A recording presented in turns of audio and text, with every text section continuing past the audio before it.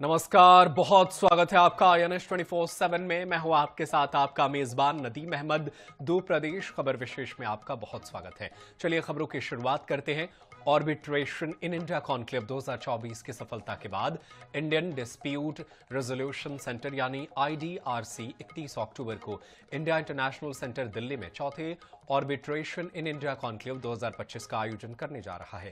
इस कार्यक्रम में देश के कानून मंत्री अर्जुन राम मेघवाल शिरकत करेंगे। यह आयोजन IDRC की स्थापना की 5वीं वर्षगांठ पर आयोजित है।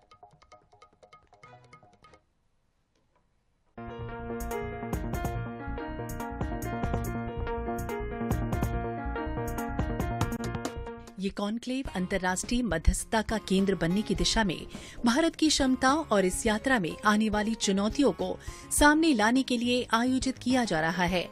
कॉन्क्लेव में अंतर्राष्ट्रीय वाणिज्यिक मध्यस्थता, संस्थागत मध्यस्थता आदि के क्षेत्र में नवीनतम विषयों पर चर्चा की जाएगी।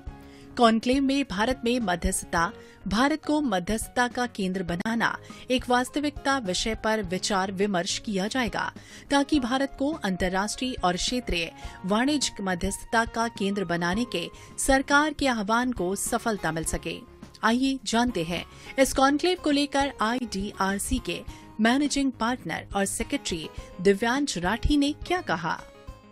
हमारा चौथा एडिशन है आर्बिट्रेशन इन इंडिया कॉन्क्लेव का। इस साल माननीय लॉ मिनिस्टर जी अर्जुन राम मेघवाल जी आएंगे, उनका कीनोट एड्रेस रहेगा, और सुप्रीम कोर्ट जज जस्टिस मनमोहन आएंगे, उनका वैलेडिक्टरी एड्रेस रहेगा। उसके अलावा कई सीनियर लोग आएंगे लॉ फर्म्स के, और जज साहब आएंगे, हाई कोर्ट के जज साहब हैं जस्टिस तेजस करिया आएंगे, और वो बात करेंगे आर्बिट्रेशन में पार्टीज कैसे अपने आप, जज साहब जो होते हैं आर्बिट्रेशन में, चाहे वो सीनियर एडवोकेट हों चाहे वो रिटायर्ड जज हों, वो कैसे नियुक्त किए जाते हैं। तो ये हमारा सारा डिस्कशन रहेगा। माननीय मंत्री जी भी और हाई कोर्ट जज और सुप्रीम कोर्ट जज जो आएंगे माननीय, वो भी इसी संदर्भ में बात करेंगे कि भारत को आर्बिट्रेशन में और उसके अलावा जो और चीजें हैं आर्बिट्रेशन से रिलेटेड, उनको कैसे प्रमोट किया जाए, उनको कैसे बढ़ाया जाए। Arbitration in India conclave 2025 panel discussion भी होगा। चर्चा का विषय मध्यस्थता में स्वायत्तता और जवाबदेही। संस्थागत मध्यस्थता ही आगे का रास्ता। पैनल डिस्कशन में वक्ता जस्टिस HMJ तेजस करिया, न्यायाधीश दिल्ली उच्च न्यायालय। ST संजय, भारत के अतिरिक्त सॉलिसिटर जनरल सर्वोच्च न्यायालय। अनुराधा दत्त, वरिष्ठ partner DMD advocate. Ved Prakash Sharma, advocate और सह अध्यक्ष bar council of India. Ayush Agarwal, partner Bombay law chambers. Shruti Sabharwal, partner Shardul Amarchand Mangaldas. Doctor Shashwat Bajpai, संस्थापक partner DRSP law chambers. IDRC ने इतने कम समय में अपनी साख बना ली है। संस्थान ने पूर्व मुख्य न्यायाधीशों, सर्वोच्च न्यायालय और उच्च न्यायालयों के न्यायाधीशों और प्रमुख राष्ट्रीय और अंतर्राष्ट्रीय मध्यस्थों की अध्यक्षता में अनेक अंतर्राष्ट्रीय और राष्ट्रीय मध्यस्थताएं आयोजित की हैं। उम्मीद की जानी चाहिए कि ये सफर इसी तरह आगे भी जारी रहेगा। IANS 24/7 के लिए दिल्ली से स्पर्श शर्मा की रिपोर्ट। दुर्ग जिले के कुम्हारी में गुरुवार को उप मुख्यमंत्री अरुण साव स्वर्गीय बिंदेश्वरी बघेल शासकीय महाविद्यालय के निर्माण कार्य का भूमि पूजन किया। वहीं दुर्ग सांसद विजय बघेल भाजपा के वरिष्ठ नेताओं की उपस्थिति में 5 करोड़ की लागत से बनने वाले महाविद्यालय के साथ 6 करोड़ के विकास कार्यों का लोकार्पण भी किया गया। इस दौरान डिप्टी CM अरुण साव ने कहा, कॉलेज सामुदायिक भवन में संचालित हो रहा था, जिससे छात्रों को कठिनाइयों का सामना करना पड़ता था। नए भवन के निर्माण से बच्चों को बेहतर शैक्षणिक वातावरण मिलेगा। इस दौरान मीडिया से चर्चा में कांग्रेस अध्यक्ष दीपक बैज के सवालों पर साव ने कहा कि कांग्रेस ने 5 साल के कार्यकाल में प्रदेश को केवल लूटा। आज प्रदेश विकास और प्रगति की राह पर तेजी से आगे बढ़ रहा है, तो कांग्रेस को रास नहीं आ रहा है।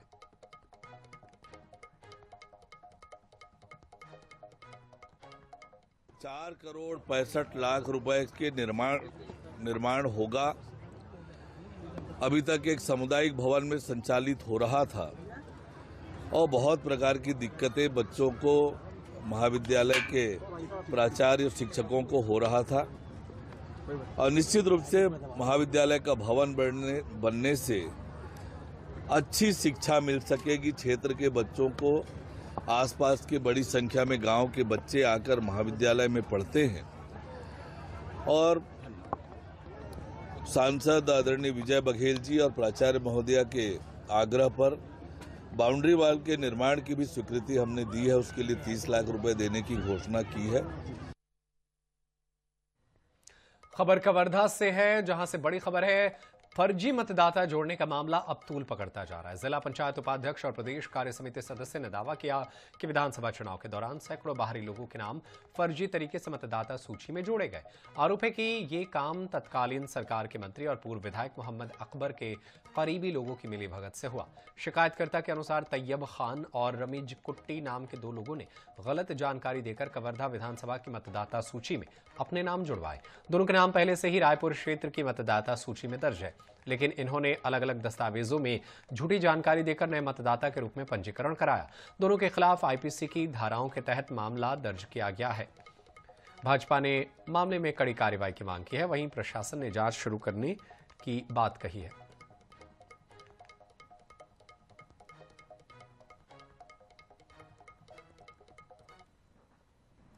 कैसे एक मुसलमान 3-4 जगह वोट डाल सके, तो वो रायपुर में भी वोट डाली और वो कवर्धा में भी वोट डाली। तो मैं पूछता हूँ कि जिन हम भैया लाल जी चिन्हवंशी जिन मोहम्मद अकबर के साथ जिन चुनाव हारेली सवाल ओकर हार के अंतर बहुत कम रिश्वत भाई 1500-1600 के आसपास नहीं हार चलता है। अगर 800 वोट वो दिन भाजपा पाई रही थी तो वो दिन मोहम्मद अकबर हार गई थी। आप बताओ, इनसे लोगन के नाम जुड़वा के फर्जी ढंग से यहाँ वोट प्रभावित करके लोहारा क्षेत्र में रवि राजपूत के द्वारा वहां की मतदाता सूची में फर्जी तरीके से नाम जुड़वाने के संबंध में रमीज कुट्टी और तैयब खान के विरुद्ध एक शिकायत दर्ज कराई गई है, जिसके आधार पर एफआईआर दर्ज कर दी गई है। एफआईआर 419, 199, 200, 468, 34 आईपीसी की धाराओं के तहत दर्ज किया गया है और आगे की जांच कार्रवाई की जाएगी। झाबुआ जिले के मेघनगर में स्कूली छात्रा से छेड़छाड़ के मामले में पुलिस ने सख्ती दिखाई है। आरोपी युवक रेहान को हिरासत में लेकर जुलूस निकाला गया, जिसके बाद पुलिस ने न्यायालय में आरोपी को पेश कर जेल भेजा। अभी मेघनगर क्षेत्र में शांति का माहौल है। पुलिस ने बताया कि आरोपी ने छात्रा से छेड़खानी की थी। छात्रा पूरी तरह सुरक्षित है। पुलिस ने मंचलों को किसी भी हाल में नहीं बख्शने की बात कही है।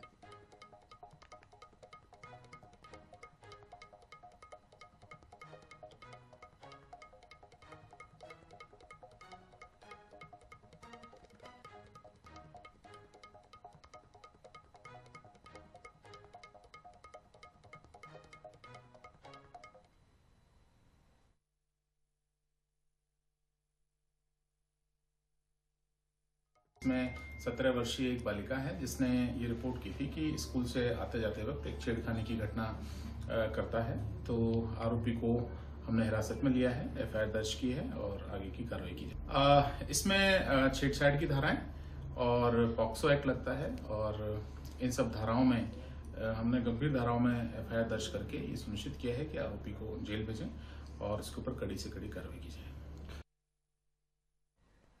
लगातार बढ़ रहे सड़क हादसों को लेकर मंडला के मंगलगंज गांव के पास स्कूली बच्चों और ग्रामीणों ने चक्का जाम कर दिया।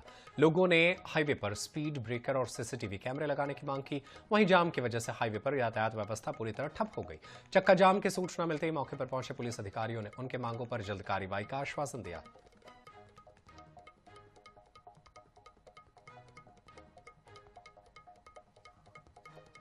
और उधर रीवा जिले के जवा चौराहे पर किसान नेता राकेश टिकैत के बैनर तले किसानों ने प्रदर्शन किया।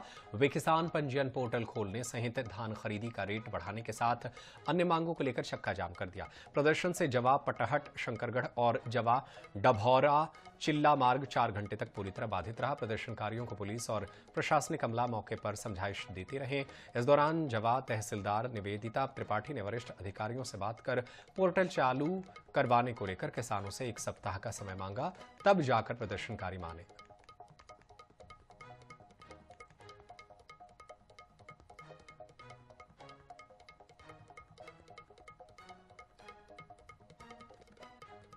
हमारी प्रथम मांग ये है कि जिन किसानों का धान का पंजीयन 10/10/2025 तक छूट गया है, उन किसानों का पंजीयन की तारीख बढ़ाई और उनका पंजीयन हो, क्योंकि मात्र 40% 45% लगभग पंजीयन हो पाया है, बाकी पंजीयन छूट गए हैं। चाहे अगर आपको नहीं विश्वास है तो बाद में आप जाकर सभी कर सकते हैं। और छिंदवाड़ा के गुरैया स्थित शासकीय स्कूल में मिड डे मील खाने से 15 बच्चे बीमार हो गए। सूचना मिलते ही सभी बीमार बच्चों को सिंगोड़ी के अस्पताल में भर्ती कराया गया। मामले में एसडीएम का कहना है कि किसी भी बच्चे की हालत गंभीर नहीं है।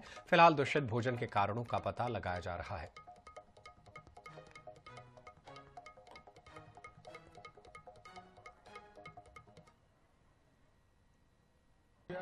हमारी बेटी स्कूल जाती है, हमारे गांव मेहनवाड़ा से पास के गांव में 2 किलोमीटर गुरैया ग्राम गुरैया है, वहाँ पर जाती है। वहाँ पर हमारी बेटी अच्छी बनी गई। हमारे गांव के बहुत से बच्चे जाते हैं वहाँ पर जाने के बाद उन्होंने खाना खाए और खाना खाने के बाद उनको उल्टी, दस्त और पेट की। स्कूल का खाना खाए? हाँ, स्कूल का खाना खाए। हाँ, उनके बाद उनको पेट दर्द, उल्टी चालू हो गई। उसके बाद एम्बुलेंस आई, उसके बाद उसको यहाँ हॉस्पिटल लाया गया सरकारी सिंगोड़ी पे। कितने बजे लाया? यहाँ पर उनको 4 बजे लाया गया। 4 बजे से अभी 7:30 बज रहा है। अभी तक क्या इलाज हुआ? अभी यहाँ पर बच्चों का साथ, यहाँ पर अभी बच्चे को आराम नहीं है। इलाज करे पर वहाँ पर उसको कोई रिलीफ नहीं मिला। अभी बच्चों को क्या हो रहा है? अभी बच्चों को पेट दर्द हो रहा है, सर दर्द हो रहा है और यहाँ पर बोल रहा है, स्टाफ बोल रहा है कि कौन बच्चे सीरियस है। ये सारी कहानी यहाँ